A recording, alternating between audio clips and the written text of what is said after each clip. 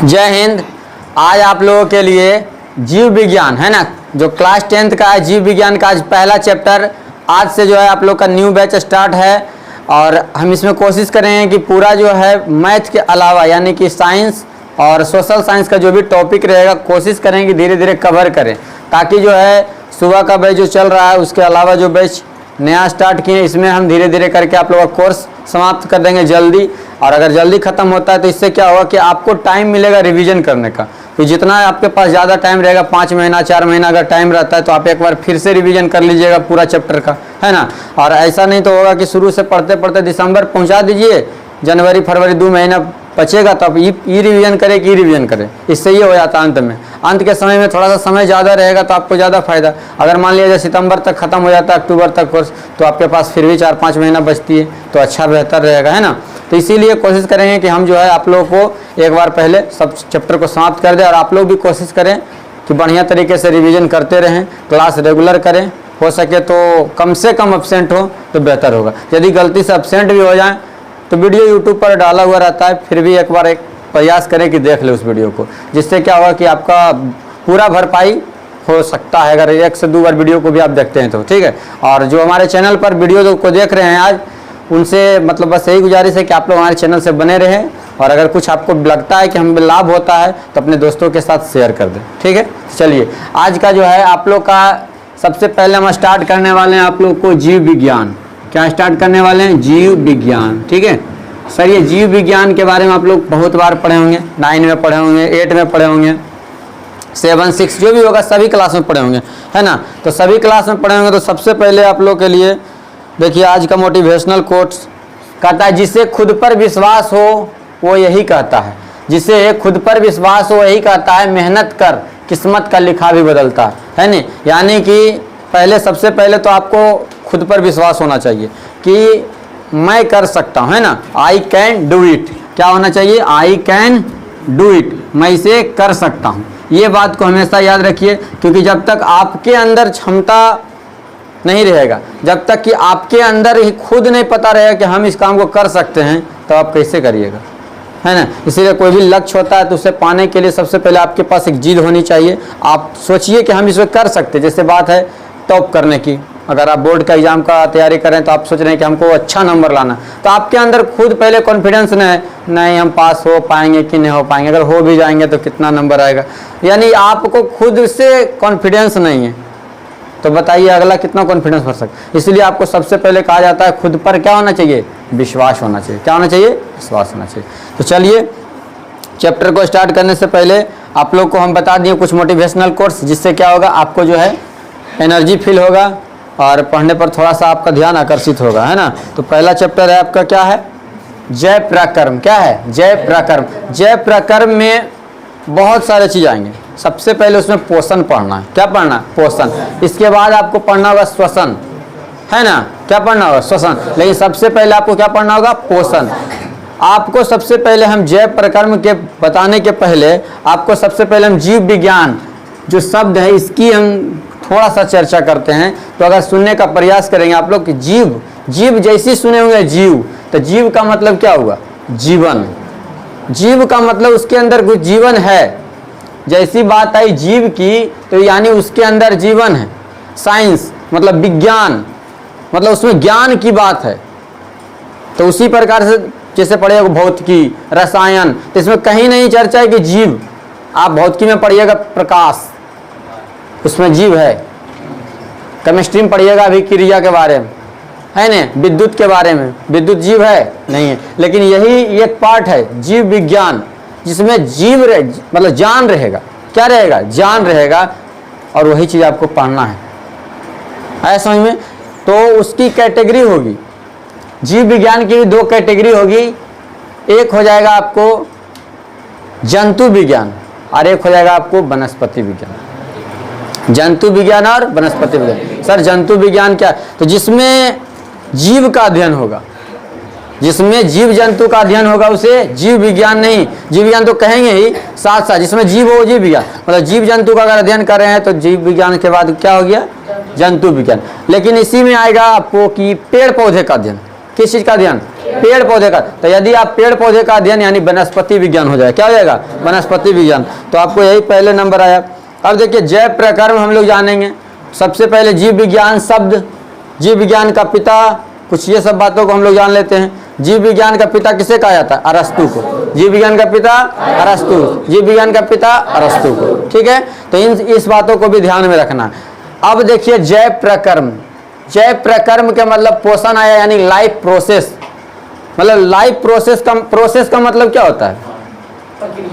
प्रक्रिया। मतलब जैसे हम चावल बनाते हैं, क्या बनाते हैं? चावल। तो चावल बनाते हैं तो उसका एक प्रोसेस होता है, प्रोसेस होता है ना। चावल भात जो बनाते हैं हम लोग कहते हैं भात बना रहे हैं, तो या फिर सब्जी बना रहे हैं, तो उसका एक प्रोसेस होता है। तो उसी प्रकार से हमारा जो शरीर चल रहा है, तो एक क्या चल रहा है?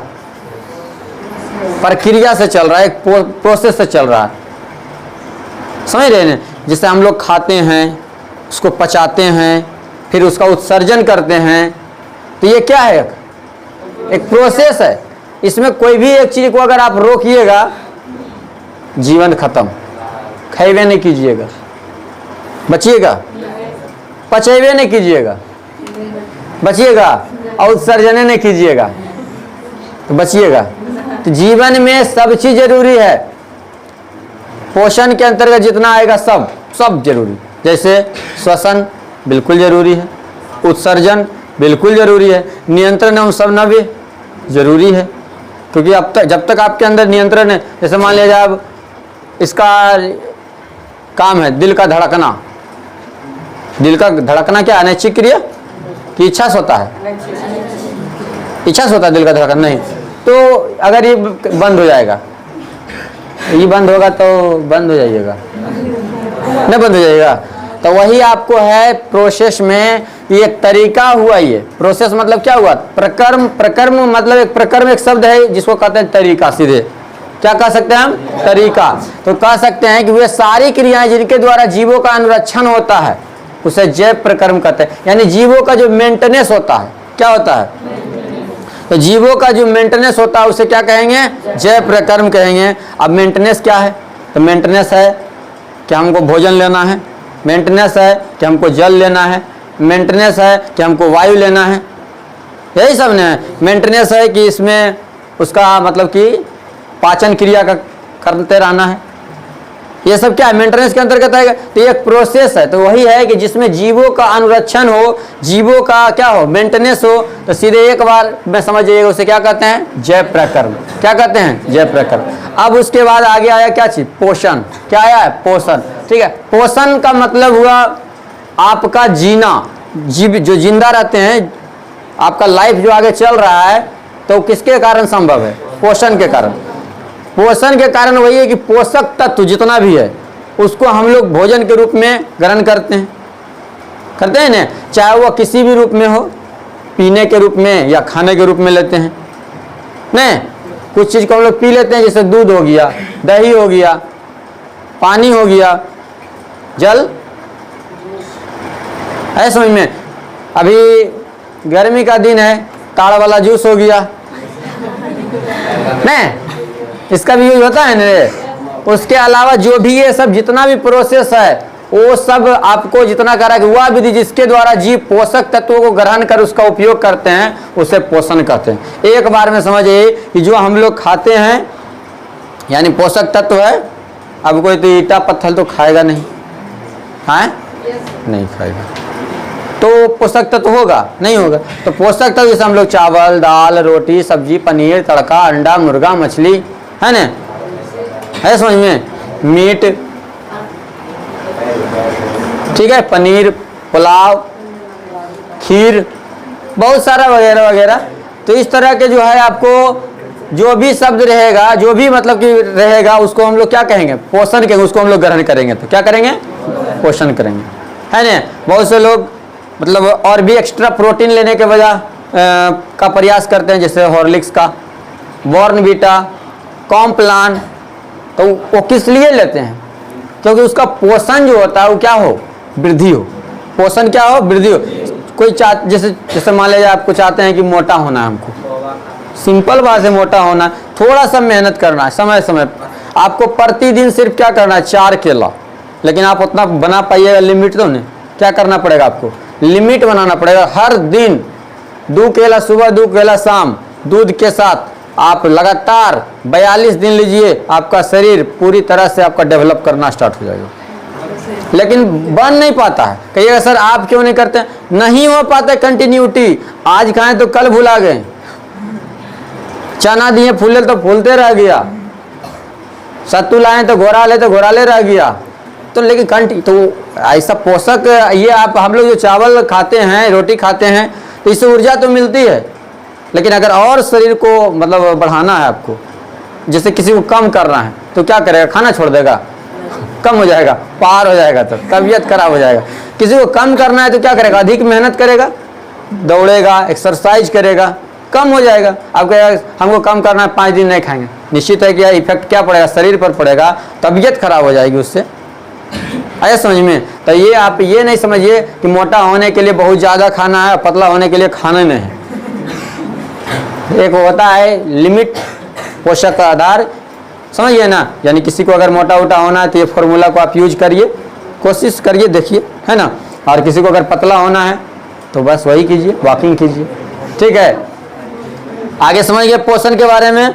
अब देखिए पोषण की विधियां कई गो होता है। पोषण की विधियां 2, पोषण की विधियां कितने होते हैं, 2। एक होता है स्वपोषण और एक होता है परपोषण। ठीक हो जाएगा, कोई दिक्कत नहीं। ये तो इसलिए रखे हैं सामने कि जो वीडियो देखेंगे उनको लाभ होगा, है ना। तो देखिए पोषण की कितने विधियां हैं, 2 विधियां। एक हो गया स्वपोषण, एक हो गया परपोषण। स्वपोषण, स्व जैसे ही आपको निकलेगा स्व, तो स्व का मतलब हो गया अपना। स्व का मतलब अपना, समझ रहे हैं बात को। जैसे बात निकला पर का मतलब पराया कहते हैं, जिसको क्या कहते हैं हम लोग, दूसरा का नहीं कहते हैं। जैसे कोई कहता है ना तुम पराया है, वो कहता है वो अपना है। तो अपना है, पराया है, ये सब स्व मतलब अपना, पर मतलब पराया या दूसरा। ये बात समझ रहे हैं ना। अविनाश कहाँ ध्यान है, हाँ यस सर, यहाँ देखो। तो स्व का मतलब अपना, मतलब जिसमें पोषण की विधि जो है वह खुद अपने आप पर निर्भर होकर कर ले। पोषण की विधियां अपने आप पर निर्भर होकर जो करता है, यानी किसी पर निर्भर नहीं रहता है, सिर्फ और वातावरण पर निर्भर रहता है। किस पर, वातावरण पर रह सकता है। तो वातावरण पर अगर निर्भर है और उसके बाद जो है किसी और पर निर्भर नहीं है, तो उसे क्या कहते हैं हम लोग, स्वपोषण। लेकिन अगर किसी दूसरे जीव जंतु पर निर्भर है, किसी भी दूसरे जीव पर निर्भर है या जंतु पर निर्भर है, तो क्या होगा वो, परपोषण। जैसे पेड़ पौधा की बात करें, किसकी बात करें, पेड़ पौधा। तो जितने जो पेड़ पौधे हैं, पेड़ पौधे क्या चीज, पेड़ पौधे। तो जितना पेड़ पौधा है उस सब अपने आप पर निर्भर है। किस पर निर्भर है, अपने आप। बस सर कैसे, ये वायुमंडल से, वातावरण से, है ना, हमारे पृथ्वी से, सभी जगह से ये इस्तेमाल करते हैं, लेकिन हम लोग से कभी कुछ मांगने नहीं आते हैं। कभी ऐसा नहीं सुने होंगे कि आम का गाछ अगर बगल में आपके हैं तो कभी आया होगा, बोल रहा होगा कि गर्मी लग रहा है, आज पंखा हमरा तरफ कर दो, बोलता है? नहीं, कभी नहीं। हालांकि जीव तो उसमें भी है। इसके पहले अगर एक चीज और जानना है तो सबसे पहली बात आएगी सजीव और निर्जीव की, जो कि बचपन से पढ़ते आ रहे हैं, आए रहे ना। सजीव जिसमें जीव हो, सजीव, निर्जीव, सजीव निर्जीव। सजीव मतलब जिसमें जीव हो, निर्जीव मतलब जिसमें जीव आगे समझ में। तो उसी के अंतर्गत हम लोग पढ़ रहे हैं किसके बारे में, सजीव के बारे में। सजीव में पोषण पढ़े, पोषण में हम क्या पढ़े, स्वपोषण और परपोषण, जिसमें खुद से काम करने की, मतलब किसी पर नहीं निर्भर है। जैसे कहता है कोई सेल्फ डिपेंड है। जैसे मान लिया जाए अभी तुम्हारा इच्छा रहेगा शादी करना, दिक्कत होगा, दिक्कत होगा कि नहीं होगा। लड़कन को खास करके कह रहे हैं कि अगर कहेगा कि शादी उदी करे तो बहुत दिक्कत होगा। क्यों दिक्कत होगा, क्योंकि वह स्व नहीं है। स्व मतलब अपना, कहता है ना अपना पैर पर खड़ा नहीं है। बोल हाँ सर खड़ा तो ये पैर पर, पैर पर खड़ा होने का मतलब अर्थ यहाँ क्या निकलता है? तू कमा रहा है कि नहीं कमा रहा है। अगर आप कमा रहे हैं तो शादी ब्याह जल्दी लग जाएगा। जैसे किसी को जॉब लगता है तो उसको देखिए बहुत सारा उस पर मतलब कि रिश्ता आने लगता है। क्यों? क्योंकि जानता है कि जॉब वाला का जो है मतलब एक फिक्स वैल्यू बढ़ जाता है हमारा समाज में। या फिर अगर नहीं जॉब लगा तो देखता है कि अच्छा खासा मतलब कि कमा रहा है, इनकम कर रहा है, तो उस पर भी मतलब कि ज़्यादा। लेकिन जो मतलब नहीं कमा रहा है अभी, बहुत मुश्किल होता है उसको, होता है कि नहीं। इसीलिए ज़रूरी है कि आपको मतलब कि सेल्फ होना चाहिए, सेल्फ डिपेंडेंट। मतलब आपको खुद से कम इतना तो जरूर कमाइए कि जिससे कि आप अपने आगे आने वाले पीढ़ी को, यानी जो आप हैं, आपके पूरे परिवार सबको आप चला सके, साथ ही साथ एक अच्छा तरह से उसको पढ़ा सके अपने मतलब परिवार को। बाल बच्चे जो भी रहेंगे उनको पढ़ाने के लिए भी ज़रूरी है, खाना पीना के लिए भी ज़रूरी है। तो इन सब को ज़रूरी होगा। तो वही आ गया सजीव का मतलब जीवन हो गया था।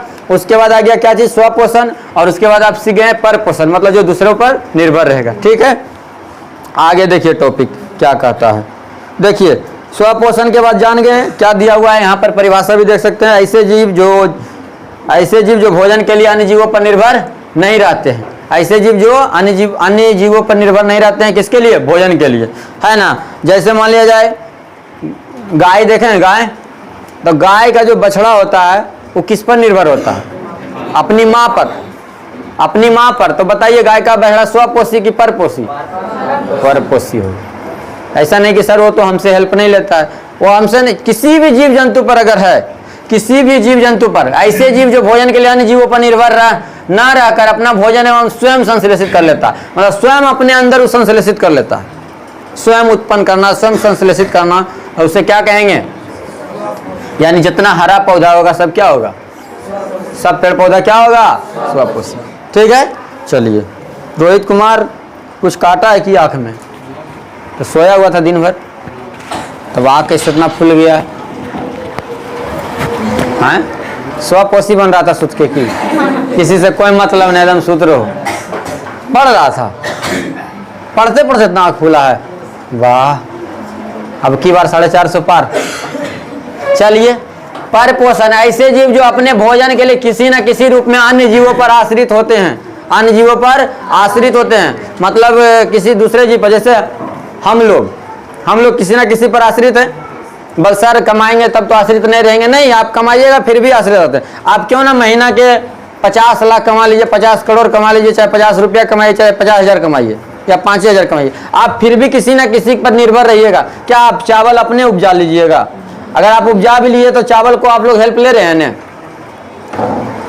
बाहर रहिए, दूसरा क्लास चल रहा है। उसके अलावा चावल हो गया या फिर कोई भी सामान हो गया, तो आप किसी दूसरे से निर्भर कर रहे हैं।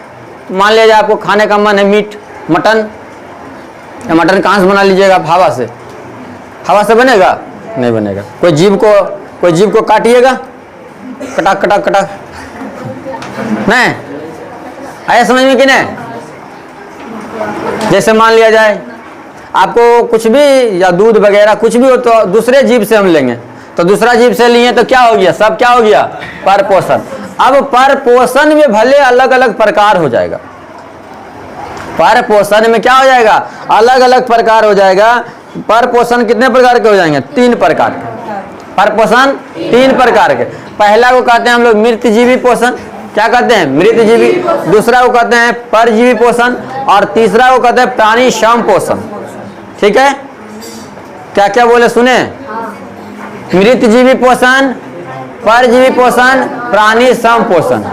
ऐसे समझ में? मृतजीवी, नाम से ही पता चल रहा होगा, मृत का मतलब होता है मरा हुआ, मृत का मतलब मरा हुआ। तो मृतजीवी मतलब जो मरा हुआ जीव जंतु पर बैठ के, मतलब मरा हुआ मृत शरीर से। कैसा शरीर से? मृत शरीर से अपना भोजन को अगर निकाल रहा है यानी ग्रहण कर रहा है, ना समझे? कह रहा है इस प्रकार के पोषण में जीव मृत जंतुओं और पौधों के शरीर से अपना भोजन अपने शरीर के सतह से घुलित कार्बनिक पदार्थों के रूप में अवशोषित करता है। वैसे जीव जो अपना भोजन मृत जीव पोषण के द्वारा प्राप्त करते हैं उसे क्या कहते हैं? मृत जीव। ऐसा नहीं है कि आप जो है जीव सिर्फ जंतुओं, पौधों, समझिए, सिर्फ जंतु ही मरा हुआ नहीं होता। अगर पौधा भी देखिएगा बहुत सा मतलब ऐसा रहेगा जो मतलब कि कुछ देर पहले कटा और सड़ रहा है, कुछ नमी रहता है उसमें, तो देखता तो उसमें क्या लग जाता है, कवक लग जाता है, नहीं लग जाता है छोटा छोटा कीटाणु, तो वो सब वही तो है, वही तो मृत जीवी है।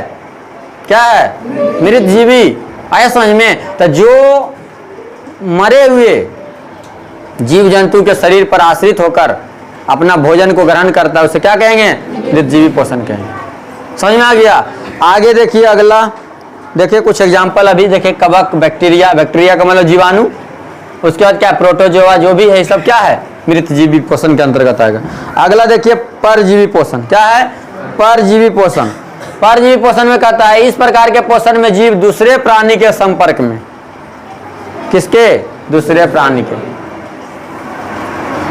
दूसरे प्राणी के संपर्क में अस्थायी और अस्थायी रूप से रहकर उससे अपना भोजन प्राप्त करता है, तो उसे क्या कहते हैं? परजीवी कहते हैं। और इस जीव के शरीर से परजीवी अपना भोजन प्राप्त कर उसे पोषी कहलाता है। यानी परजीवी में भी क्या होगा? जो जिस जीव के शरीर से परजीवी अपना भोजन प्राप्त करता है उसे पोषी कहते हैं। क्या कहते हैं? पोषी। मतलब किसी को मतलब भोजन दे रहा है, किसी को क्या कर रहा है? भोजन दे रहा है।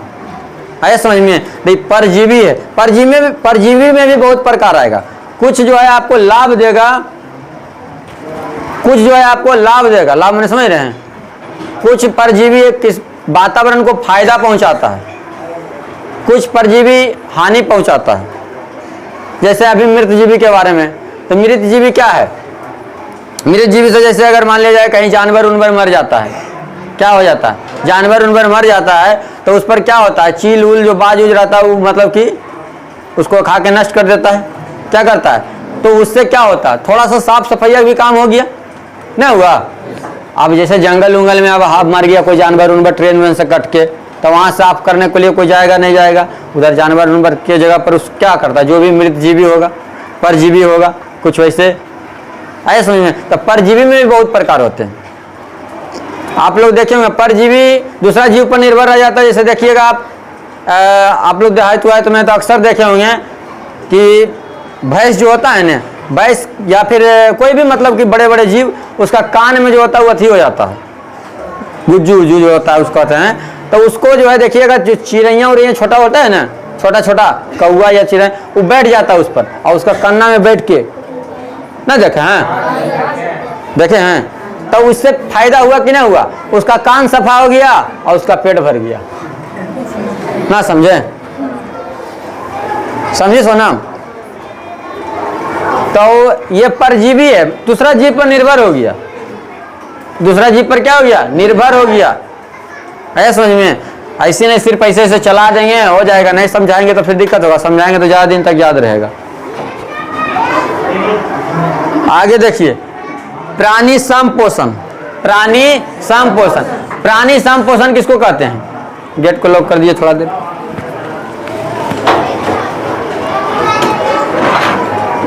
अगला बैच बकाल रहता है। चलिए यहाँ देखिए, प्राणी संपोषण कहता है वैसा पोषण जिसमें जीव ठोस या तरल रूप में जंतुओं के भोजन ग्रहण करने की विधि द्वारा मतलब कि करने की विधि द्वारा ग्रहण करते हैं, उसे प्राणी संपोषण कहते हैं ना। तो इसको प्राणी समभोजी भी कहते हैं। तो ये सीधे समझिएगा ये किस पर निर्भर करता है? ठोस या तरल रूप में जंतु को, ठोस रूप में जैसे कह सकते हैं चावल, रोटी, सब ठोस रूप में उसको ग्रहण करता है, चिबा के अपने मतलब कि लार से उसको अथी करता है, घोलता है। कुछ द्रव के रूप में ले लेता है, अभी तो बताए थे, दूध हो गया, पानी हो गया, जूस हो गया, पेप्सी हो गया ना, चलो आइसक्रीम हो गया। क्या भी जाता? नींद आ रहा? नहीं, नींद जिसको इसको आ रहा है देखो नहीं आया, वो सब सुतेगा दिन के, वो सब सुतेगा, आराम से उठेगा 4 बजे ले तो घूरेगा जरी इधर उधर 2-4 घंटा, फिर सांझ होगा तो आराम से 1 घंटा पड़ेगा, फिर सुतेगा। जिंदगी ऐसी कटते रहेगा, है ना? कैसे फिर एग्जाम के टाइम आना चाहिए, इसलिए करें नींद उंद नहीं लाना। चलिए आगे देखिए पौधों में पोषण। पौधों में पोषण, पौधों में पोषण में कहता है पोषण के आधार पर उन पौधों को स्वपोषी कहा जाता है जो अपना भोजन खुद बनाते हैं। तो जानिए रहे हैं, बार बार बता रहे हैं। अब देखिए अगर हम बात किए थोड़ा सा और इसमें समझ लीजिए, इसमें नहीं दिया हुआ है PDF में, लेकिन सबको पता ही है है ना। देखिए इसमें जीव जंतु जो होता है वो 3 प्रकार में बांट दिया गया। एक होता है शाकाहारी, एक होता है मांसाहारी और एक होता है सर्वाहारी, है ना। शाकाहारी, मांसाहारी और सर्वाहारी। तो आपको यही भी समझना है कि कुछ जीव तो बहुत हैं। अभी बता रहे थे कि परपोषण में जो भी जीव दूसरा पर निर्भर रहेगा वो परपोषी आएगा। लेकिन परपोषी आएगा तो जो है उसमें भी तो कुछ वैसा जीव रहेगा जिसको नए मीट पसंद हो, हैं? कुछ वैसे रहेंगे जिनको ज्यादा पसंद रहेगा, कुछ वैसे रहेंगे जिनको दोनों पसंद रहेगा, है समझ में। तो इस तरह से रहेगा, तो आपको समझना है, ठीक है। चलिए आगे देखिएगा। पौधों में पोषण क्या है? पौधों में पोषण कहता है पोषण के आधार पर उन पौधों को स्वपोषी कहा जाता है जो अपना भोजन खुद बनाते हैं। पहले भी पढ़े। जाहिर है कि इन पौधों में प्रकाश संश्लेषण की क्षमता होती है, प्रकाश संश्लेषण की क्षमता होती है। बहुत सर ये प्रकाश संश्लेषण क्या है? प्रकाश संश्लेषण का मतलब जो अपने से भोजन बना लेना, जिस विधि से भोजन अपने से बना लेना, उसमें 4 कच्ची सामग्री का जरूरत पड़ता है। कितना? 4 कच्ची सामग्री। पृथ्वी से जल, पृथ्वी से जल, सूर्य से प्रकाश, वायुमंडल से कार्बन डाइऑक्साइड और क्लोरोफिल। याद रहेगा? नहीं समझे?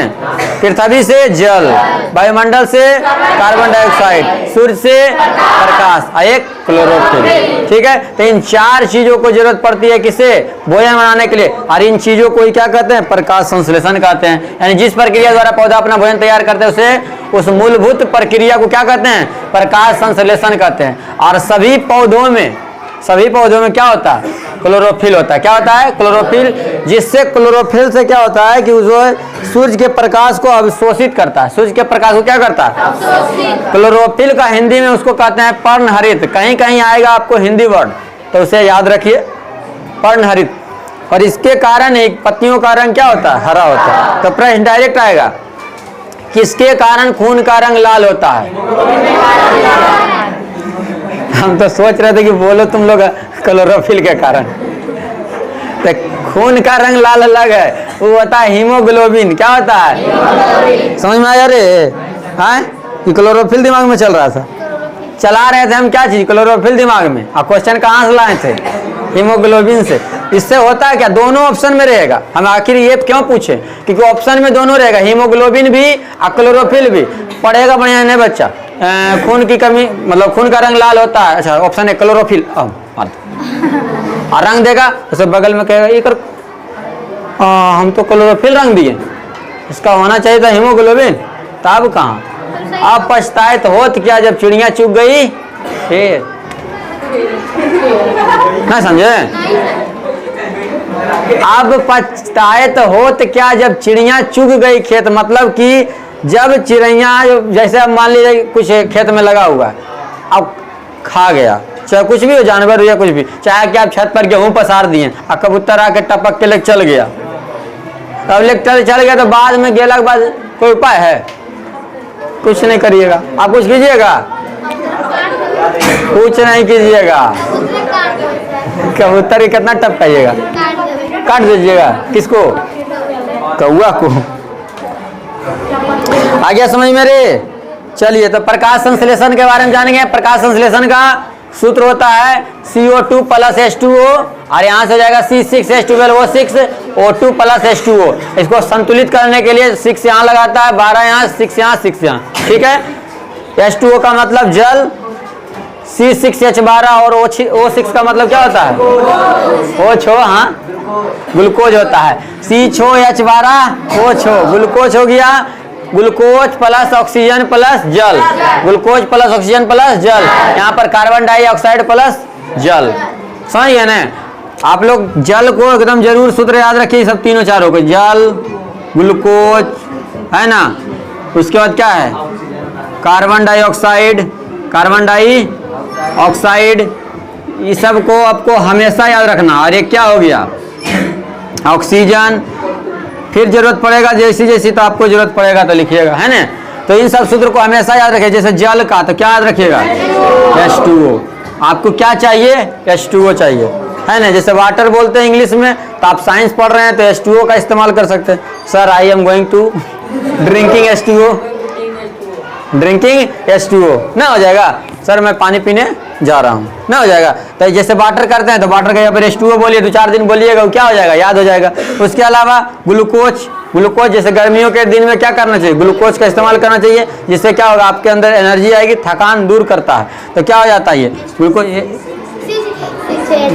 मारेंगे ना, सी छो या चबारा ओ छो, सी छो या चबारा ओ छो, तो ये सी छो या चबारा ओ छो क्या हो गया, ग्लूकोज हो गया। उसी प्रकार से कार्बन डाइऑक्साइड CO2, उसी प्रकार से ऑक्सीजन हम लोग लेते क्या है, सांस के रूप में क्या लेते हैं O2, और छोड़ते क्या है CO2, ऑक्सीजन।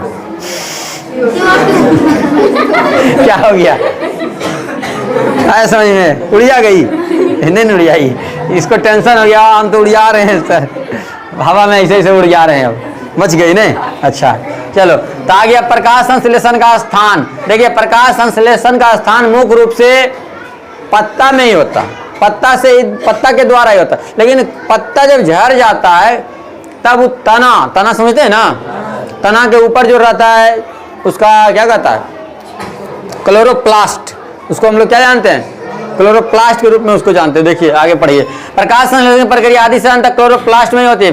क्लोरोप्लास्ट में क्लोरोफिल वर्णक पाए जाते हैं। क्लोरोप्लास्ट में क्या पाए जाते हैं, क्लोरोफिल वर्णक। क्योंकि ये अधिकांशतः पौधों की पत्तियों में पाए जाते हैं, इसलिए पत्तियों को प्रकाश संश्लेषी अंग कहते हैं एवं हरित लवक को प्रकाश संश्लेषी अंगक कहते हैं, है ना। पत्ता में आप देखिए अक्सर पत्ता देखे है ना, जैसे मान लीजिए कोई पत्ता है, पत्ता उत्ता तो बनवे लाता नहीं है, लेकिन फिर भी बना देते हैं इसी, है ना। पान के पत्ता है, पीपर के पत्ता है, तो देखिएगा अक्सर हाँ इस सब में क्या होता है, छोटा छोटा छिद्र रहता है, छोटा छोटा क्या होता है, छिद्र होता है। इससे ये श्वसन करते हैं, क्या करते हैं, श्वसन करते हैं, इसको रंध्र कहते हैं। क्या कहते हैं इसको, किसको, इस छोटे छोटे छिद्र को, छोटे छोटे छिद्र को। कहीं कहीं रंध्र देखने को नहीं मिलेगा तो अस्टोमेटा कहते हैं। क्या कहते हैं, अस्टोमेटा कहते हैं। तो ये आपको ध्यान में रखना है कि पत्तियां जो है श्वसन किस क्रिया द्वारा लेता है, किससे लेता है, किसके मदद से, रंध्र या अस्टोमेटा की क्रिया से, ऐसे समझ में। तो किससे लेता है, तो पत्तियों से, किससे लेता है, तो पत्तियों, लेकिन ऐसे कहेगा तो रंध्र से या अस्टोमेटा से। चलिए आगे बढ़ते हैं। आगे क्या है, पत्तियों की बाह्य त्वचा, पत्तियों की बाह्य त्वचा में रंध्र मौजूद होते हैं, जिसमें एक छिद्र होता है और बंद और खुले रह सकते हैं। इसी छिद्र के द्वारा वायुमंडल से CO2 पत्तियां भीतर जाती। चलिए ये तो हो गया, आगे देखिए। अब आगे देखिए, 4 चीजों की जरूरत होती है, इसके बारे में भी हम बता दिए हैं कि प्रकाश संश्लेषण में 4 आवश्यक पदार्थ का जरूरत होता है, जिसमें से पहला क्लोरोफिल, बोल सकते, किसी का नाम बोलिए कोई दिक्कत नहीं, क्लोरोफिल जिसको हम लोग हिंदी में क्या कहते हैं, पर्णहरित। दूसरा कार्बन डाइऑक्साइड, तीसरा जल, और चौथा सूर्य का प्रकाश। तो इन चारों का मतलब कि एक प्रोसेस है, और इसके अलावा वह स्वयं भोजन बना लेता है ना, इसकी मदद से वह स्वयं भोजन बना लेता है। आगे विशेष चर्चा हम इस पर करेंगे अगले क्लास में, पर्णहरित के बारे में, या जो बचा हुआ है आगे क्या, पृथ्वी से जल के बारे में, है ना। ऐसे तो हमको लगता है मुख्य रूप से छोटा टॉपिक है, इससे तो कोई दिक्कत नहीं, लिख भी लीजिएगा, है ना। जल उल के बारे में तो जानते ही ना, सूर्य का प्रकाश है। तो ये सब थोड़ा सा, चलिए इसको खत्म कर देते हैं ना, थोड़ा सा बचा हुआ है, चलिए इसको खत्म कर देते हैं। देखिए कहता है पर्णहरित या क्लोरोफिल, कहता है प्रकाश संश्लेषण प्रक्रम केवल क्लोरोफिल की मौजूदगी में ही संभव है। जब तक क्लोरोफिल नहीं रहेगा जब तक प्रकाश संश्लेषण संभव नहीं है। समझ में क्या जरूरत है, क्लोरोफिल जरूरत है, ठीक है। प्रक्रम में प्रकाश संश्लेषण की क्या जरूरत है, क्लोरोफिल।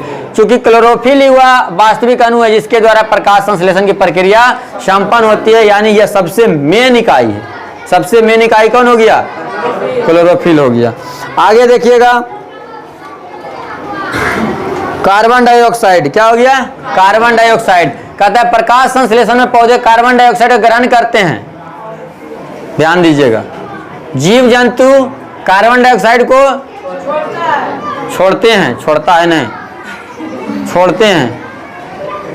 और जीव जंतु के अलावा, जीव जंतु के बाद अगर पेड़ पौधा के बात आए तो कार्बन डाइऑक्साइड को क्या करते हैं? ग्रहण। ऑक्सीजन क्या करते हैं? पौधे कार्बन डाइऑक्साइड को वातावरण से प्राप्त करते हैं। कहाँ से प्राप्त करते हैं?